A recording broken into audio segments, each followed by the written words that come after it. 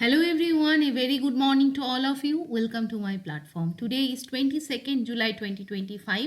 আজকের দিনে দাঁড়িয়ে আমি তোমাদের সাথে হিন্দু নিউজ পেপারে যে এডিটোরিয়াল ডেলি নিউজ আপডেট হয়েছে তার কমপ্লিট অ্যানালিসিস তোমাদের কাছে প্রেজেন্ট করব। হোপফুলি এটার পাশাপাশি তোমরা ওয়ান লাইনার যে কারেন্ট অ্যাফেয়ার্সগুলো আছে সেগুলো থেকেও এনরিস্ট হতে পারছো এবং তোমাদের যে কারেন্ট অ্যাফেয়ার্স প্রিপারেশন অনেকটাই বুস্ট হচ্ছে। আজকে যে সমস্ত ইম্পর্টেন্ট আপডেটস আছে, for example the resignation letter submitted by the vice president of India, এই সমস্ত নিয়ে আমাদের কমপ্লিট ডিসকাশন থাকবে। আমি হৈমন্তিকা দাস এবং আমি কারেন্টলি WBPSC এক্সিকিউটিভ অফিসার হিসাবে কর্মরত রয়েছি। তাহলে শুরু করা যাক আজকের ক্লাসের discussion. First of all, this is the front page of the Hindu news paper, যেখান থেকে আমরা দেখব মোস্ট ইম্পর্টেন্ট কিছু আর্টিকেলস। ফার্স্ট অফ অল, আমাদের কান্ট্রির যে ভাইস প্রেসিডেন্ট, তিনি যে আমাদের কান্ট্রির বর্তমানে 14তম যে ভাইস প্রেসিডেন্ট হিসেবে কাজ করছিলেন, কর্মরত ছিলেন, জগদীপ ধনখড় সাহেব, তিনি কিন্তু হেলথ পারপাসের জন্য, হেলথ রিজনকে সাইট করে তিনি কিন্তু তার রেজিগনেশন লেটারকে সাবমিট করেছেন to the president of India. প্রথমত এই নিউজটা থেকে আমাদের যে স্ট্যাটিক পোর্শনকে পড়তে হবে, that is the list of president and also the vice president in our country. প্রথমত তোমাদের জানতে হবে আমাদের কান্ট্রির যারা ফার্স্ট প্রেসিডেন্ট ছিলেন, ফার্স্ট ভাইস প্রেসিডেন্ট ছিলেন, তাদের নাম। এগুলো just simply search on the Wikipedia and you can get the details about the our president and vice president list. প্রথমত এই নিউজটার পাশাপাশি আমাদের যেটা দেখতে হবে সেটা হচ্ছে কি প্রসেস আসে with respect to the resignation of the president and also the vice president. আজকে আমরা যেহেতু ভাইস প্রেসিডেন্ট রিজাইন করেছেন অ্যাট দ্য এজ অফ 74, আমরা ইন ডিটেলস আমরা দেখব উপরাষ্ট্রপতি বা ভাইস প্রেসিডেন্ট কীভাবে ফাংশন করেন এবং কী তার রেজিগনেশন প্রসেস। অলসো এখানে মেনশন করা হয়েছে যে এই যে monsoon session of the parliament, তার ফার্স্ট ডেতে কিন্তু এই ডিসিশন তিনি নিয়েছেন এবং 67 subclause A, this is related very important. যদি দেখা যায় তাহলে 67 subclause A of the constitution is the particular article যার উপর ভিত্তি করে আমাদের কান্ট্রির ভাইস প্রেসিডেন্ট কিন্তু রিজাইন করেছেন। নেক্সট, ভাইস প্রেসিডেন্ট যিনি থাকেন তিনি আমরা সবাই জানি তিনি হচ্ছে x officio chairman of the Rajya Sabha. তাহলে এই জায়গা থেকে আমাদের ইন ডিটেলস আলোচনা করতে হবে যে কি কি প্রসিডিউর আমাদের কনস্টিটিউশনে এনুমারেট আছে with respect to the vice president. প্রথমত কনস্টিটিউশনাল যদি আমরা প্রভিশন দেখি, article 63 is very important that mentions in our constitution that আমাদের কান্ট্রিতে একটা ভাইস প্রেসিডেন্টকে থাকতে হবে। নেক্সট আমরা যদি দেখি আর্টিকেল 64, আর্টিকেল 64 প্রোভাইড করে যে যিনি আমাদের কান্ট্রির ভাইস প্রেসিডেন্ট হবে তিনিই কিন্তু by default ex officio chairman হবে রাজ্যসভার এবং তিনিই কিন্তু কোনো অফিস অফ প্রফিটকে হোল্ড করতে পারবেন না। নেক্সট আর্টিকেল 65, তাহলে এই পর্যন্ত আমরা কি কি পড়লাম? এই পর্যন্ত আমরা কিন্তু পড়লাম Article 64 and also Article 65. Now Article 65 এ কি মেনশন হয়? Article 65 কিন্তু এটা বলেন ভাইস, ধরো আমাদের দুটো পজিশন আছে, one is the position of president, another is the position of the vice president. Now এই ভাইস প্রেসিডেন্ট কখন প্রেসিডেন্টের রোল বা ফাংশন পারফর্ম করবে? ফর এক্সাম্পল, প্রেসিডেন্ট কোনো টেম্পোরারি প্রভিশনের জন্য যদি বা পিরিয়ডের জন্য তার পারফর্ম করতে না পারেন তার ডিউটি এবং responsibility for that temporary time period, vice president will actually discharge the roles and responsibility of the president. This is mention in the article 65। Now also article 65 এ আরও একটা মেনশন আছে, that is the mention of article 97। কেন? Article 97 actually বলা হয় রাজ্যসভার যিনি chairman হবে তার কিছু পার্কস, প্রিভিলেজ, অ্যালাওয়েন্স এবং স্যালারি থাকে। এবার বাই ডিফল্ট যেহেতু ভাইস প্রেসিডেন্টই আমাদের রাজ্যসভার চেয়ারম্যান, তাই ভাইস প্রেসিডেন্ট থাকাকালীন 97 আর্টিকেলের আন্ডারে তিনি কিছু extra privilege, parks and salary পান। কিন্তু 65 বলে যে মুহূর্তে প্রেসিডেন্ট ভাইস প্রেসিডেন্ট থেকে প্রেসিডেন্টের রোলে কনভার্টেড হয়ে যাবেন ফর টেম্পোরারি পিরিয়ড, তখন অটোমেটিক্যালি 97-এর আন্ডারে থাকা যে পার্কস অ্যান্ড প্রিভিলেজ সেটা থেকে তিনি কিন্তু বঞ্চিত হবেন এবং he will not receive the salary allowance designated for the post of chairman under article 97। So it is now clear. Now vice president যদি রেজিগনেশন দিতে চায় তখন রেজিগনেশন লেটার কাকে দিতে হয়? প্রেসিডেন্ট অফ ইন্ডিয়াকে। Moving to the next position, that is the qualification of the office. Vice president পোস্টটায় designated হওয়ার জন্য যে যে কোয়ালিফিকেশন লাগে সেটা মেনশন আছে আর্টিকেল 66 অফ আওয়ার কনস্টিটিউশন। এটা বলা হয় যিনি ভাইস প্রেসিডেন্ট হবে তাকে কিন্তু must be an Indian citizen, তার মিনিমাম বয়স হতে হবে 35 ইয়ার্স এবং তাকে এলিজিবল হতে হবে to be the member of the Rajya Sabha. Next, তিনি কিন্তু কোনো অফিস অফ প্রফিট হোল্ড করতে পারবেন না under union government, state government, local body or any other public authority. ঠিক, এরপরে দেখো আর্টিকেল 67টা আমি পরে ডিসকাস করছি। Moving to the next article, article 68। Article 68-এ বলা হচ্ছে যে একটা সার্টেন পিরিয়ডের জন্য ভাইস প্রেসিডেন্টকে নির্বাচন করা হয়, সেটা হচ্ছে 5 ইয়ার্স। এই 5 ইয়ার্স টেনিওরটা শেষ হওয়ার আগে নেক্সট যিনি ভাইস প্রেসিডেন্ট হবেন তার ইলেকশনকে কিন্তু কন্ডাক্ট করাতে হবে এবং তার পোস্টকে ফিল করতে হবে before the current terms end. এবার article 324 that deals with the election commission of India, সেখানে ইলেকশন কমিশন অফ ইন্ডিয়াকে অথরাইজ করা হয়েছে, ডিরেক্ট করা হয়েছে to conduct the election process of the vice president of India. Next, এবার চলে এসো আর্টিকেল 66। আর্টিকেল 66-এ কি বলা হয়েছে? ভাইস প্রেসিডেন্টের জন্য ইলেকশনের জন্য একটা ইলেকটোরাল কলেজ তৈরি করতে হবে। সেই ইলেকটোরাল কলেজে কে থাকবে? দুটো পোর্শন থাকবে, একটা হচ্ছে আপার হাউস থাকবে, একটা লোয়ার হাউস থাকবে। তার মানে রাজ্যসভা এবং লোকসভার all member, that means they are elected, whether they are elected or whether they are nominated, তারা সকলেই কিন্তু ভোটদানের অধিকার পাবে। কিসে? For the selection process or the election in the vice president of India. Next, এই ভাইস প্রেসিডেন্টের যে process of election সেটা হচ্ছে system of proportional representation, single transferable voting method এবং by using the secret ballot. So this is the basic concept of the vice president of India. Now oath, 69 কনস্টিটিউশনের আর্টিকেলে oath and অ্যাফার্মেশনের কথা বলা হয়েছে with respect to vice president, এবং oath কে দেন? President of India. নেক্সট আমরা যদি দেখি টার্ম অফ অফিস, 67-এ বলা হয়েছে 5 বছরের জন্য তিনি কিন্তু নির্বাচিত হবেন, কিন্তু 5 বছরের মধ্যেই কিন্তু তার সাকসেসারকে কিন্তু নির্বাচন করতে হবে just before the end of the tenure, যাতে কিন্তু আমরা সেকেন্ড হাইয়েস্ট কনস্টিটিউশনাল পোস্টকে অলওয়েজ কিন্তু সেই জায়গায় আমরা পেয়ে থাকি এবং কন্টিনিউটি মেনটেন হয়। আমাদের কান্ট্রির যে হাইয়েস্ট কনস্টিটিউশনাল পোস্ট সেটা কে আছে? সেটাই আছে প্রেসিডেন্ট, এবং সেকেন্ড হাইয়েস্টে কিন্তু আছে আমাদের vice president. Next, removal procedure আমরা যদি দেখি, article 67 talks about the removal process. 67-এর মধ্যে দুটো ক্লজ আছে, one is 67 sub clause A এবং another is 67 sub clause B. 67 sub clause এতে কি বলা হয়েছে? ভাইস প্রেসিডেন্ট ডিরেক্টলি তার লেটার অফ রেজিগনেশন দিতে পারেন কাকে? প্রেসিডেন্ট অফ ইন্ডিয়াকে। আর 67 বিতে বলা হয়েছে যদি মনে করা হয় ভাইস প্রেসিডেন্টকে রিমুভ করতে হবে, তাহলে একটা এফেক্টিভ মেজরিটিতে, that means all the then member of the Rajya Sabha passes resolution, এবং সেটাকে এগ্রি করতে হবে লোকসভার দ্বারা, এবং with at least 14 days notice provide করতে হবে বিফোর মুভিং সাচ রেজলিউশন। বোঝাতে পারলাম? মানে 14 দিন আগে থেকে জানাতে হবে যে আমরা এরকম একটা মোশনকে রাজ্যসভায় ইন্ট্রোডিউস করব। ওয়ান্স ইট ইজ ইন্ট্রোডিউস, দেন এটাকে এফেক্টিভ মেজরিটিতে পাস করাতে হবে। এই টার্মটা খুব important, effective majority. After that এটাকে লোকসভাতে এগ্রি করাতে হবে, এবং লোকসভায় এগ্রি হলে ভাইস প্রেসিডেন্টকে আমরা রিমুভ করতে পারবো। এছাড়া এই যে 14 দিনের এক্সপায়ারির মধ্যে Rajya Sabha will take up the resolution for discussion, এবং প্রসিডিওর যেটা মেনশন আছে 67B-তে, তার মাধ্যমে রিলিজ করা যায়। কিন্তু আজকের যে ঘটনাটা, অর্থাৎ ভাইস প্রেসিডেন্ট কিন্তু নিজে রেজিগনেশন লেটার সাবমিট করেছেন, সেটা কিন্তু আর্টিকেল 67 সাব ক্লজ এর আন্ডারে করেছেন, not sub clause B. Okay, আচ্ছা, আর্টিকেল 92-তে কি বলা হয়েছে? The constitution explicitly bars the chairman or the deputy chairman from presiding over the proceedings while resolution for the removal is under consideration. অর্থাৎ এই ধরনের কোনো কনসিডারেশন রিমুভাল প্রসেস যদি থাকে, সেই সময় কিন্তু চেয়ারম্যান কিন্তু কোনোভাবে মানে ভাইস প্রেসিডেন্ট কিন্তু চেয়ারম্যানের পোস্ট বা এই চেয়ারম্যান যিনি থাকবেন বা ডেপুটি চেয়ারম্যান কিন্তু এই ধরনের কোনো প্রসিডিংসে ভোট বা রেজলিউশনের মধ্যে তিনি তার যোগদান করতে পারবেন না। So this is the entire concept of the president and the vice president of India.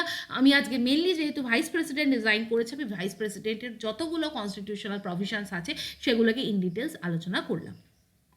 না, moving to the next portion, যেটা হচ্ছে একটা ইম্পর্টেন্ট ওবিচুয়ারিস। গতকাল কেরালার ফর্মার চিফ মিনিস্টার মারা গেছেন। তার নাম কি? VS অচ্যুতানন্দন। তিনি 1923 থেকে 2025 তার জীবনকাল ছিল, লাইফ এক্সপ্যান্ডেন্সি ছিল। তিনি ফর্মার কেরালা চিফ মিনিস্টার ছিলেন, VS অচ্যুতানন্দন। এই নামটা তোমরা মনে রাখবে। নেক্সট কোয়েশ্চেন, নেক্সট আমরা যদি আর্টিকেলে চলে আসি, very important to short articles with respect two Bihar. আমরা যদি দেখি, বিহারে ইলেকশন কমিশন অফ ইন্ডিয়ার রেসপেক্টে কী করা হচ্ছে? স্পেশাল ইন্টেন্সিভ রিভিশন, অর্থাৎ এখানে হাউস টু হাউস সার্ভে করে যারা এলিজেবল ইলেক্টরস তাদের নামকে কিন্তু লিস্ট করা হচ্ছে, দ্যাট ইজ দ্য প্রসেস। এটা জাস্ট বলা হয়েছে যে election commission of India supreme কোর্টে ক্লারিফাই করেছে কোনো ব্যক্তি ধরো প্রপার তার এলিজিবিলিটি বা তার সার্টিফিকেট যেগুলো চাওয়া হচ্ছে সেটা প্রোভাইড করতে পারলেন না, তাহলে তার নাম ভোটার লিস্টে কিন্তু উঠবে না। তার মানে এই নয় তিনি ইন্ডিয়ার সিটিজেন হবেন না। সো এই ক্লারিফিকেশন দেওয়া হয়েছে যে ইলেকটোরাল রোলে নাম না থাকা মানেই যে তাকে এক্সক্লুড করা হয়েছে মানে তিনি যে সিটিজেন অফ ইন্ডিয়া নয় এটা প্রমাণ হবে না, বা এটা এ ধরনের কোনো আমরা তথ্য বা ডিরেক্ট লিঙ্ক এটা করব না। So this is one news update. Next very important news, another fourth news of the day, that is India to host the chest world cup venue to be decided. Global chest body FIDE ফাইট তারা কিন্তু জানিয়েছে, confirm করেছে যে world cup যেটা হবে next year সেটা কিন্তু ইন্ডিয়া হোস্ট করবে। কিসের world cup? Chess world cup. So this is the entire thing. Now moving to the next portion. এরপর আমরা দেখব সুপ্রিম কোর্ট রিসেন্টলি একটা নিউজ আর্টিকেল, দেখো দুটো ইম্পর্টেন্ট নিউজ আর্টিকেল বেরিয়েছে, সেটা হচ্ছে ইডিকে ব্লেম করেছে, ইডির ওপর মানে হার্শ ওয়ার্ড ইউজ করা হয়েছে যে ইডি কিন্তু অনেক সময় ইডিকে ইউজ করা হয় পলিটিক্যাল ব্যাটেল গেমসে, তাকে কিন্তু ইনভেস্টিগেশনের মধ্যে ইডিকে জড়িয়ে দেওয়া হয়। Now ED crossing all limits says Supreme Court on issue of summons on the lawyers. Now this are certain মানে আইসোলেটেড কেস যেগুলো থেকে আমাদের কিন্তু পরীক্ষায় কোয়েশ্চেন্স আসবে না, but if the ED is very much in news, then there is a high chance that ED related পরীক্ষায় কিন্তু কোয়েশ্চেনকে ফ্রেম করা হবে। তাহলে আমরা এবার দেখে নেব what is the main functioning of the enforcement directorate of মানে আওয়ার কান্ট্রি। তো বিফোর দ্যাট পার্টিকুলার থিং, দেখো ইডি মানে কিন্তু এনফোর্সমেন্ট ডিরেক্টরেট। ইডি একটা মাল্টি ডিসিপ্লিনারি অর্গানাইজেশন যেটা আমাদের কান্ট্রিতে মানি লন্ডারিংয়ের কাজ করে, এবং আমাদের যদি কোনো ফরেন এক্সচেঞ্জ রিলেটেড লয়ে ভায়োলেশন হয় সেখানে কিন্তু এনফোর্স হয় ইডি। নাও ইডির যে ফুল ফর্ম এনফোর্সমেন্ট ডিরেক্টরেট, সেটা কিন্তু ব্যাক ইন 1956-এ তৈরি হয় অ্যাজ এনফোর্সমেন্ট ইউনিট, এবং এটা কিন্তু কাজ করে under the department of economic affairs, ministry of finance. বোঝা গেল? নেক্সট 1957-এ এটাকে রিনেম করা হয় অ্যাজ এনফোর্সমেন্ট ডিরেক্টরেট। তার আগে কী নাম ছিল? ইইউ অর্থাৎ এনফোর্সমেন্ট ইউনিট। মেনলি এর যদি আমরা স্ট্রাকচার দেখি তাহলে ইডির মেন হেডকোয়ার্টার আছে নিউ দিল্লিতে, এটার হেডে থাকেন একজন ডিরেক্টর, এবং তার ইডির পাশাপাশি নিউ দিল্লির যে হেড অফিসের পাশাপাশি এর 5টা রিজিওনাল অফিস আছে ইন মুম্বাই, চেন্নাই, চণ্ডীগড়, কলকাতা এবং দিল্লি। টেনিওর কী আছে? টেনিওর হচ্ছে ইডি 2 ইয়ার্সের জন্য ইডি ডিরেক্টরকে অ্যাপয়েন্ট করা হয়, বা directors tenure can be extended from 2 years to 5 year. Annual 1/1 annual extension করা যেতে পারে। মেনলি ইডি যেটা Delhi special police establishment act 1946 সেটা, এবং the central vigilance commission CVC 2003 এটাকে অ্যামেন্ড করা হয়, এবং to keep 2 chiefs for 1 year after they have completed their 2 year term. তার মানে আমরা এখানে দেখলাম যে যদি ইডি ডিরেক্টরকেও এক্সটেন্ড করা যেতে পারে, সেটা আফটার 5 ইয়ার্স ধরে আমরা কিন্তু মানে 3টে এক্সটেনশন আমরা করতে পারি। নেক্সট আমরা যদি দেখি মেন ফাংশনিং যদি আসে, ইডি মেনলি 4টে অ্যাক্টের জন্য কাজ করে। আমাদের কান্ট্রিতে 4টে অ্যাক্ট আছে। ফার্স্ট অফ অল নামগুলো মনে রাখবে, ফুল ফর্ম থেকে mains level of WBCS questions করা যেতে পারে। প্রথমত conservation of foreign exchange and prevention of smuggling act 1974, এখানে প্রিভেন্টিভ ডিটেনশনের জন্য কিন্তু ED is empowered. Next foreign exchange management act, FEMA অ্যাক্টের এগেনস্টে ইনভেস্টিগেট করতে পারে ED for the suspected contraventions of the foreign exchange law, adjudicate করতে পারে, পেনালাইজ করতে পারে in order to implement particular law. Next PMLA 2002, prevention of money laundering act. ED এই ধরনের কোনো কেসে যেখানে মানি লন্ডারিং হয় সেই কেসের ইনভেস্টিগেশন করতে পারে, এবং সেই জায়গায় দাঁড়িয়ে এনশিওর করে prosecutions of the offenders, confiscation করতে পারে property by the special court. Another act is fugitive economic offender act 2018, very very important. এই অ্যাক্টে যারা দেখা যায় প্রচুর টাকাকে মানি লন্ডার করে বিদেশে চলে যায় এবং তাদের খুঁজে পাওয়া যাচ্ছে না, কনফিসকেট করতে হয় তাদের প্রপার্টি, সেই জায়গায় দাঁড়িয়ে ফাগেটিভ অফেন্ডার অ্যাক্টের আন্ডারেও কিন্তু ইডি ফাংশনিং করে। নাও আমরা যদি পরের জায়গাটায় যাই, this is the entire concept of the ED Enforcement Directorate. There is also mention of the Election Commission. Article 324 is one of the important article in the Constitution that authorizes the Election Commission of India to conduct the vote. এর পাশাপাশি এই যে বিহার থেকে recently election commission of India যে SIR করছে, that is বারংবার নিউজে আসছে, এসআইআর এর ফুল ফর্ম কিন্তু তোমরা জেনে রাখবে। নেক্সট আমরা পরের কোয়েশ্চেনে যাব, that is another important institution constitutional আমরা যদি বডি দেখি, that is the CAG. CAG report flags lapses amounting to 573 crore in the railway. Recently, Controller and Auditor General of India তারা কিন্তু একটা রিপোর্ট পাবলিশ করেছে যেখানে দেখা গেছে রেলের মধ্যে প্রায় 573 crores এই যে একটা ক্রোড মানি, সেই জায়গায় একটা অডিট রিপোর্টের গন্ডগোল আছে। বাট এটা কি আমাদের পড়তে হবে? Obviously not. আমরা এই আর্টিকেল পড়বই না, আমরা জাস্ট ডিসকাস করবো what is the constitutionality of the Comptroller and Auditor General in our country. Now সেই জায়গা থেকে আমরা যদি দেখি ক্যাগ একটা এর ফুল ফর্ম হচ্ছে কন্ট্রোলার অ্যান্ড অডিটর জেনারেল। এটা আমাদের ইন্ডিয়ান যে অডিট এবং অ্যাকাউন্টস ডিপার্টমেন্টের হেড যদি আমরা বলি, that is the CAG. Mainly তাকে বলা হয় guardian of the public parts of the union of India. Mainly আমাদের যে পাবলিক মানি, আমরা যে ট্যাক্সের মানি দিই, সেই মানিকে কীভাবে গভর্নমেন্ট অফ ইন্ডিয়া স্পেন্ড করছে, সেখানে কী কী ডেভেলপমেন্ট হচ্ছে, তার এন্টায়ার অডিট যে রিপোর্ট, সেটা অডিটিং এবং অ্যাকাউন্টস সেটা কিন্তু মেনটেন করে দ্য ক্যাগ। নেক্সট, ক্যাগের যে অ্যাপয়েন্টমেন্ট হয় সেটা কে অ্যাপয়েন্ট করেন? প্রেসিডেন্ট অফ ইন্ডিয়া, এবং with his or her hand and seal warrant issue করা হয় প্রেসিডেন্ট অফ ইন্ডিয়ার তরফ থেকে। তিনি এই যে ক্যাগে যারা যুক্ত হবেন তাদের যে অফিস, সেটা 6 year টেনিওর্সের জন্য থাকে এবং আপ টু দ্য 65 years তারা কিন্তু এই অফিসকে হোল্ড করতে পারে। মানে হুইচ এভার ইজ আর্লিয়ার, একটা ক্রাইটেরিয়া হচ্ছে তিনি 65 years পর্যন্ত অফিসে থাকতে পারেন ম্যাক্সিমাম এজ, অথবা তার যদি বয়স ধরো ফর এক্সাম্পল 50 হয়, তাহলে সে 56 years পর্যন্ত, অর্থাৎ 6 year টেনিওর সে পাবে।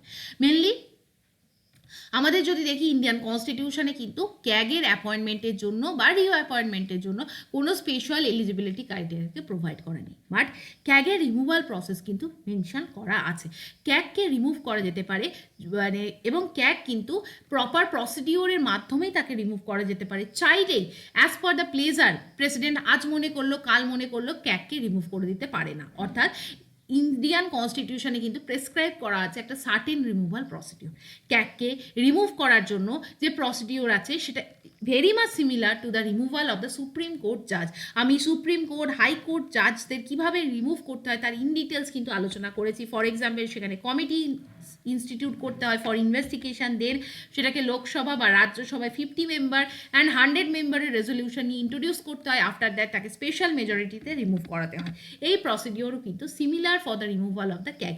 নাও the president can remove the CAG based on the resolution. দেখো, বোথ হাউস অফ দ্য পার্লামেন্টে পাস করাতে হয় স্পেশাল মেজরিটিতে। এবং কী কী গ্রাউন্ডে আমরা ক্যাগদের রিমুভ করতে পারি? The ground is proven misbehaviour and incapacity. So now it is clear. Now there is two mention of the article, আমি বলে দিচ্ছি। 148 এ হচ্ছে কন্ট্রোলার অ্যান্ড অডিটর জেনারেলের যে ইন্ডিপেন্ডেন্ট অফিস, সেটার মেনশন আছে। This is the main headquarter, আমরা যদি দেখি নিউ দিল্লিতে ক্যাগের হেডকোয়ার্টার। এছাড়া 149 আর্টিকেলে কিন্তু ডিউটি এবং পাওয়ার অফ দ্য ক্যাগকে মেনশন করা হয়েছে। বলা হয়েছে CAG shall audit the accounts of the union government, এবং অ্যানাদার যদি বডিকে মনে করে এবং ল দ্বারা তাকে প্রেসক্রাইব করা হয়, পার্লামেন্টারি ল দ্বারা, দেন ক্যাগ কিন্তু সেই সমস্ত জায়গাতেও অডিট অ্যান্ড অ্যাকাউন্টসের কাজ করবে। So this is the entire concept. Now আমরা আজকের ক্লাসে কিন্তু বারংবার বেশ কিছু মেজরিটির কথা পড়লাম। আমরা ক্যাগের জন্য পড়লাম স্পেশাল মেজরিটির কথা, আমরা ভাইস প্রেসিডেন্টের রিমুভালের জন্য দেখলাম এফেক্টিভ মেজরিটির কথা। অলসো আমরা অনেক সময় এই অ্যাবসলিউট মেজরিটি, সিম্পল মেজরিটি, এই কনসেপ্টগুলোকে কিন্তু পড়ে থাকি। নাও এই স্লাইডটা থেকে তোমরা বুঝতে পারবে, এইটা আমরা তোমাদের পিডিএফ আকারেও প্রোভাইড করে দেবো। That is what are the main basic difference between this 4 type of majority. প্রথমত, সিম্পল মেজরিটি কাকে বলে? মানে এই যে হাউসের যে মেম্বার থাকে, ঠিক সেই হাউসের মেম্বারের কিছুজন, ধরো প্রথমত দুটো ডিফারেন্স আছে। প্রথমত অ্যাকচুয়াল স্ট্রেংথ কত সেটা হতে পারে, আর যে দিনে সেই মোশনটা আছে সেদিনে কতজন প্রেজেন্ট আছে, ঠিক এই দুটো কনসেপ্ট হয়। ফর এক্সাম্পল, লোকসভার ধরো টোটাল স্ট্রেংথ আছে 525 জন, কিন্তু পার্টিকুলার একটা ডেতে 525 জন তো প্রেজেন্ট থাকবে না। ফর এক্সাম্পল 400 জন প্রেজেন্ট আছে। এই কনসেপ্টটাকে ক্লিয়ার করো। নাও সিম্পল মেজরিটি কাকে বলে? More than 50% of the member present and voting. অর্থাৎ সিম্পল মেজরিটি মানে কিন্তু সেই বিলটা যেদিনকে ভোট হবে সেখানে যতজন প্রেজেন্ট আছে তার 50% বা তার বেশি ভোট দিলেই সেই বিলটাকে পাস করে গেছে মনে করা হবে। এবার absolute majority. Absolute majority means absolute মানে এই প্রেজেন্ট কতজন আছে সেটা দেখা হবে না, হাউসের যে টোটাল স্ট্রেংথ, ফর এক্সাম্পল লোকসভার যে টোটাল স্ট্রেংথ 525, তার 50% ভোট কিন্তু নিডেড। অর্থাৎ সিম্পল মেজরিটিতে হচ্ছে অন দ্যাট ডে যে প্রেজেন্ট যতজন মেম্বার আছে তাদের 50%-এর ভোট লাগবে অ্যাটলিস্ট। আর অ্যাবসলিউট মেজরিটিতে ওই লোকসভা বা রাজ্যসভা বা ওই পার্টিকুলার হাউসের যে টোটাল স্ট্রেংথ তার 50% ভোট লাগবে। নাও স্পেশাল মেজরিটি মানে কি? স্পেশাল মেজরিটি মানে কিন্তু দুটো কেসেই কিন্তু সেটাকে মনে করা হবে স্পেশাল মেজরিটি, মানে 2/3 of the total strength. For example 525-এ 2/3কে ভোট দিতে হবে, এবং 2/3 of the present and voting, মানে 2/3 অফ দ্য মেম্বার প্রেজেন্ট এবং ভোটিং থেকে, মানে এই 400 জনের মধ্যে 2/3 মেম্বারকে অ্যাটলিস্ট এই মেজরিটিকে পাস করাতে হবে। মানে এখানে কিন্তু কি করা হলো, এখানে কিন্তু স্পেশাল মেজরিটিতে হচ্ছে 2/3 of the member present and voting, but effective মেজরিটিতে একটা ডিফারেন্স আছে। 50% অফ দ্য স্ট্রেংথ কিন্তু is calculated by subtracting the vacant seat from the total strength. অর্থাৎ টোটাল স্ট্রেংথের থেকেও যে ভ্যাকেন্সি যে সিটটা, হয়তো 545টা টোটাল স্ট্রেংথ কিন্তু 25টা সিট সেখানে ভ্যাকেন্ট আছে, তার মানে সেই স্ট্রেংথটাকে সাবস্ট্রাক্ট করার পর আমরা যদি দেখি তার যে 50% সেটাকে বলা হয় এফেক্টিভ মেজরিটি। সো হোপফুলি এই 4টে জায়গা তোমাদের ক্লিয়ার হলো। যদি না ক্লিয়ার হয় আমাদের পলিটিক্স যে সিরিজটা আছে সেটাও তোমরা দেখতে পারো, I will cover the details. সেই ভিডিওতে আমি কিন্তু আরও ডিটেলসে এই মেজরিটিগুলোকে কভার করে দেবো। নেক্সট আমরা যদি চলে আসি পরের আর্টিকেলে, এখানে আমরা সব কটা কভার করলাম। Now moving to the next portion, that is one editorial text and কনটেক্সটে পাবলিশ হয়েছে, সেটা হচ্ছে what is the legal status of the right to vote. আমাদের ভোটদানের অধিকারকে কি রাইট বলা হয়? প্রথমত আমাদের যে কান্ট্রিতে বিভিন্ন লিগাল স্টেটাস আছে রাইট টু ভোট, সেটাকে ডিসকাস করার আগে let's discuss some of the রাইটের ডিফারেন্স। কীভাবে কত ধরনের রাইটস আছে। প্রথমত rights first stands for natural rights, অর্থাৎ প্রকৃতিগতভাবে অর্জিত যে অধিকার। ফর এক্সাম্পল তুমি ইনহেরিট করেছো, তুমি ধরো জন্মানোর পর তোমার নিঃশ্বাস প্রশ্বাস নেওয়ার রাইট, তোমার জীবনের অধিকার, দ্যাট ইজ ন্যাচারাল, এবং এটাকে কখনো কেড়ে নেওয়া যাবে না, এবং এটা নেচার দ্বারা তোমাকে এই অধিকার দেওয়া হয়েছে। যেমন right to life and personal liberty, তোমার তোমার জীবনের অধিকার, তোমার স্বাধীনতার অধিকার, এগুলোকে বলা হয় ন্যাচারাল রাইটস। ফর এক্সাম্পল আমাদের কনস্টিটিউশনে ফান্ডামেন্টাল রাইটস হিসাবে এই ন্যাচারাল রাইটসগুলোকে ইনক্লুড করা হয় in part 3 of the constitution. For example right to equality এবং লিবার্টি, যেটা আমাদের প্রিয়াম্বলে মেনশন করা আছে, মনে করা হয় this is one of the most important natural rights, because তাদেরকে কিন্তু কখনোই আমরা খরণ করতে পারবো না, মানে কেড়ে নিতে পারবো না, বিকজ তাহলে সেখানে আমাদের article 32, that is the writ jurisdiction of the supreme court, which is also a fundamental rights, activate হয়ে যাবে, এবং আমরা কিন্তু সেই জায়গায় কখনো রাইট টু লাইফকে কেড়ে নিতে পারবো না। Apart from the natural rights, we have constitutional rights. Constitutional rights মানে ধরো কোনো একটা রাইটস ফর এক্সাম্পল পার্ট 3-তে নেই, ফান্ডামেন্টাল রাইটসে নেই, বাট সেগুলোর মেনশন আমাদের কনস্টিটিউশনে আছে। For example right to property, right to free trade, no taxation without the authority of law, অর্থাৎ ল ছাড়া কোনো ট্যাক্স সরকার কালেক্ট করতে পারবে না, যেগুলোর মেনশন এই কনস্টিটিউশনে আছে তাকে বলা হয় কনস্টিটিউশনাল রাইট। এই কনস্টিটিউশনাল রাইটকে এনফোর্স করার জন্য there is certain acts, for example article 226, that is the high court jurisdiction, সেটাকে এনফোর্স আমরা করতে পারবো। নেক্সট তাহলে আমরা কি পড়লাম? ন্যাচারাল রাইটস, আমরা পড়লাম constitutional rights. Apart from this there is another rights, that is the statutory or the legal rights. Statutory বা লিগাল রাইটস কিন্তু from the time to time parliament বা স্টেট লেজিসলেচার কিন্তু অর্ডিনারি লেজিসলেটিভ ল দিয়ে enforce করে। এটার জন্য কোনো constitutional backing থাকে না, কোনো ন্যাচারাল ব্যাকিং থাকে না। For example MG NREGA act 2005 সালে গভর্নমেন্ট অফ ইন্ডিয়া পার্লামেন্ট কিন্তু লেজিসলেট করে। শিডিউল ট্রাইবসের জন্য certain acts, forest acts, national food security act, তার মানে এগুলো পার্লামেন্ট বা স্টেট লেজিসলেচার দ্বারা ইম্পোজড হয়, কিন্তু এর কোনো ব্যাকিং কনস্টিটিউশনে থাকে না, তাদেরকে বলা হয় লিগাল রাইটস। নাও আমাদের কান্ট্রিতে এবার এই যে ভোট দেওয়ার অধিকার, এটা কোন রাইটসের আন্ডারে পড়ে? আর্টিকেল 326-এ কিন্তু রাইট টু ভোট বলে এরও স্পেসিফিক কোনো টার্মিনোলজি ইউজ করা নেই, বাট কি বলা হয়েছে?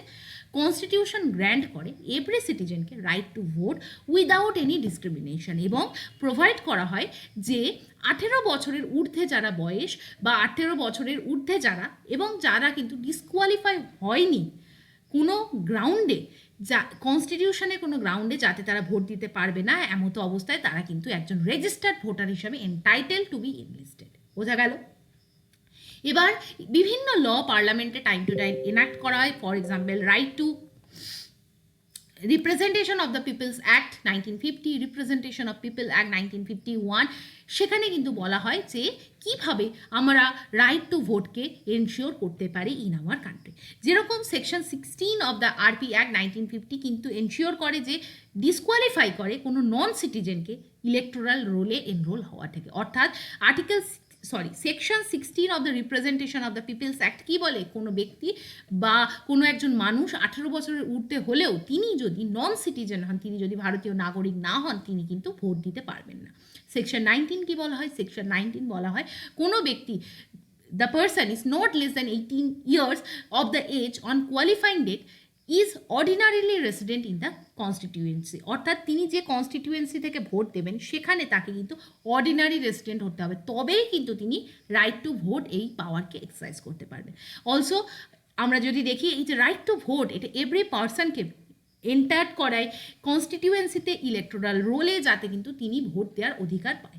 নাও এত কিছুর পরও দেয়ার আর সার্টেন ডিবেটস। আমরা যদি দেখি এই যে রাইট টু ভোট, এটা আমাদের কী ধরনের রাইট, সেইখানে সুপ্রিম কোর্ট বারংবার প্রথমে মনে করা হতো যে রাইট টু ভোট একটা ন্যাচারাল রাইটস, তারপর মনে করা হলো যেহেতু এর মেনশন আর্টিকেল 326-এ আছে, এটা একটা constitutional right. But what is the stands of the supreme court? প্রথমত, এনপি পন্নস্বামী কেস 1952-তে আমাদের সুপ্রিম কোর্ট বলেছিল right to vote is a statutory right এবং subject to limitation imposed by it. But Jyoti Basu case 1982-তে কিন্তু বলা হয়, রিইটারেট করে কোর্ট, যে right to vote is neither a fundamental rights nor a common law right, it is simple statutory rights.